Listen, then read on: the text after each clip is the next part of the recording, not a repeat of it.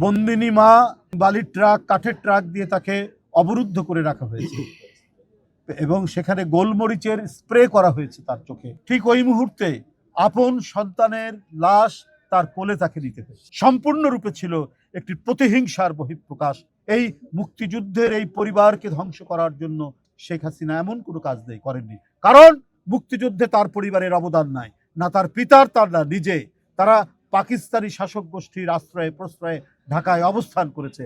Arafat Rahman cocoa তিনি রাজনীতির সাথে যুক্ত ছিলেন না, কিন্তু তিনি ছিলেন শহীদ রাষ্ট্রপতি জিয়াউর রহমান এবং গণতন্ত্রের আপসীন নেত্রী দেশনেত্রী বেগম খালেদা জিয়ার কনিষ্ঠ পুত্র। এবং এই আরাফাত রহমান কোকো, মরহুম আরাফাত রহমান কোকো এমন এক পরিবেশে, এমন এক পরিস্থিতিতে তিনি পৃথিবী থেকে চলে গেলেন, এই যাওয়াটাও ফ্যাসিবাদের এক চূড়ান্ত বহিঃপ্রকাশের মুখেই। তিনি আর নিজেকে ধাতস্থ করতে পারেননি, নিজেকে আর সামলাতে পারেননি। হৃদরোগের রোগী ছিলেন, অসুস্থতা ছিল। তিনি হৃদরোগ এর এই পরিস্থিতিতে হৃদযন্ত্রের ক্রিয়া বন্ধ হয়ে পৃথিবী থেকে চলে গেলেন। তার লাশ আনা 25শে জানুয়ারি।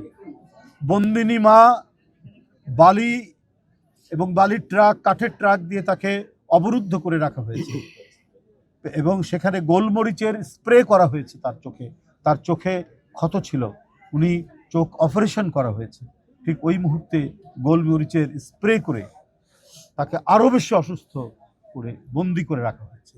ঠিক ওই মুহূর্তে আপন সন্তানের লাশ তার কোলে তাকে নিতে হয়েছে। এই হৃদয় বিদারক ঘটনা, এই মর্মান্তিক ঘটনা, এই ট্র্যাজেডি, এই বিয়োগান্তক ঘটনার কথা আমার মনে হয় কোনো মহাকাব্যে লেখা আছে কিনা, কোনো ধরনের পৃথিবীর কোনো বিয়োগান্তক ঘটনার সাথে এটার মিল আছে বলে আমার মনে নাই।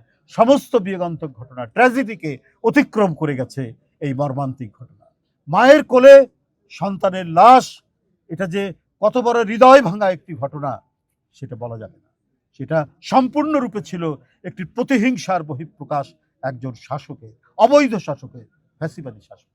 সে একটি পরিবারকে নানাভাবে পর্যুদস্ত করার জন্য জনগণের মধ্যে তার যে উপস্থিতি এবং তার যে জনপ্রিয়তা, সেটিকে আপনার মুছে দেওয়ার জন্য এমন কোনো কৌশল নাই যেটা করেননি সাবেক পলাতক স্বৈরাচারিণী শেখ হাসিনা। কলঙ্ক লেপন করেছেন, অপপ্রচার করেছেন, মিথ্যাচার করেছেন, যার একটিও তিনি প্রমাণ করতে পারেননি। কেন করেছেন? তার একচ্ছত্র আধিপত্য এবং তার যে ক্ষমতায় টিকে থাকার বাসনা, এটাকে চরিতার্থ করার জন্য তিনি এই কাজগুলো করেছেন। জিয়াউর রহমান স্বাধীনতার ঘোষক, জিয়াউর রহমান এদেশের বরেণ্য মুক্তিযোদ্ধা, দেশনেত্রী বেগম খালেদা জিয়া তার সন্তান সহ বন্দী সেই সময় তিনিও একজন মহান মুক্তিযোদ্ধা। এই মুক্তিযুদ্ধের এই পরিবারকে ধ্বংস করার জন্য শেখ হাসিনা এমন কোনো কাজ করেননি, কারণ মুক্তিযুদ্ধে তার পরিবারের অবদান নাই, না তার পিতার, তার না নিজে। তারা পাকিস্তানি শাসক গোষ্ঠীর আশ্রয়ে প্রশ্রয়ে ঢাকায় অবস্থান করেছে। এই কারণে এই প্রতিহিংসা। কেন জিয়াউর রহমান স্বাধীনতার ঘোষণা করলো?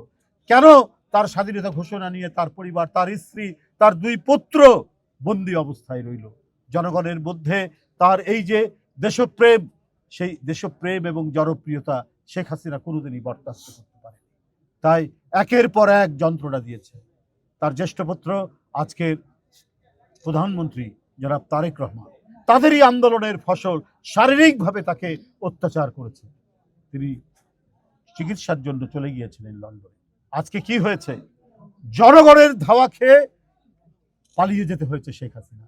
আজকে সেই তারেক রহমান, শহীদ জিয়া এবং দেশনেত্রী বেগম খালেদা জিয়া মরহুমা, তার জ্যেষ্ঠ পুত্র আজ প্রধানমন্ত্রী, অত্যন্ত জনপ্রিয় প্রধানমন্ত্রী।